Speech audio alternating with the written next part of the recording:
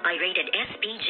Striktong patnubay at gabay ng magulang ang kailangan. Maaaring may masiselang tema, lengguwahe, karahasan, sexual, horror o droga na hindi angkop sa mga bata.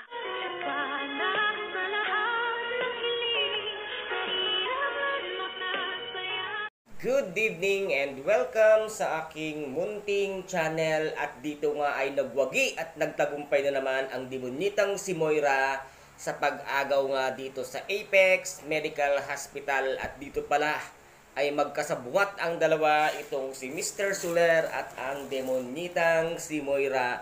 Ito pala ang nagturo sa kanya ng gagawing technique or ginawang paraan na kunwari ay ibinenta ang shares nitong si Obeng dito nga kay Mr. Soler, pero hindi naman pala ganun ang talagang pangyayari dahil wala nga talagang bentahang naganap dito nga kay Mr. Soler at kay Moira.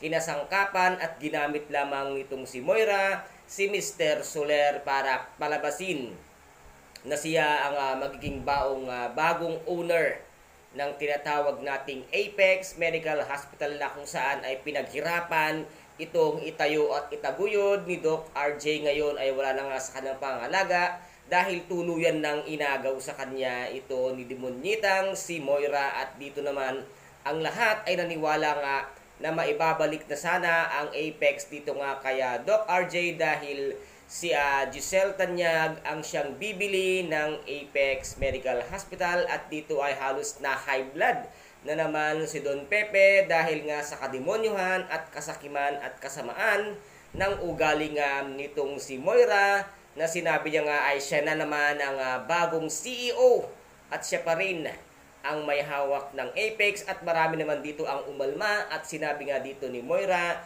na lahat-lahat ng nagbagsak sa kanya ay tatanggalin niya dito sa Apex Medical Hospital. At dito naman ay unang-una nang nag-resign itong si Doc Ray Meneses dahil nga ayaw niya ng patakaran nitong si Moira. At sinabi niya nga dito na hindi ako honest sa'yo. Ayaw kasi nitong si Moira na mawala nga itong si Dr. Ray Meneses dito sa Apex Medical Hospital dahil isa siya sa pinaka magaling na doktor dito nga sa Apex Medical Hospital. At dito naman ay nagalit nga itong si Miss Lynette Santos sa kanyang anak si Dr. Annalyn Santos dahil nga sa sinabi niyang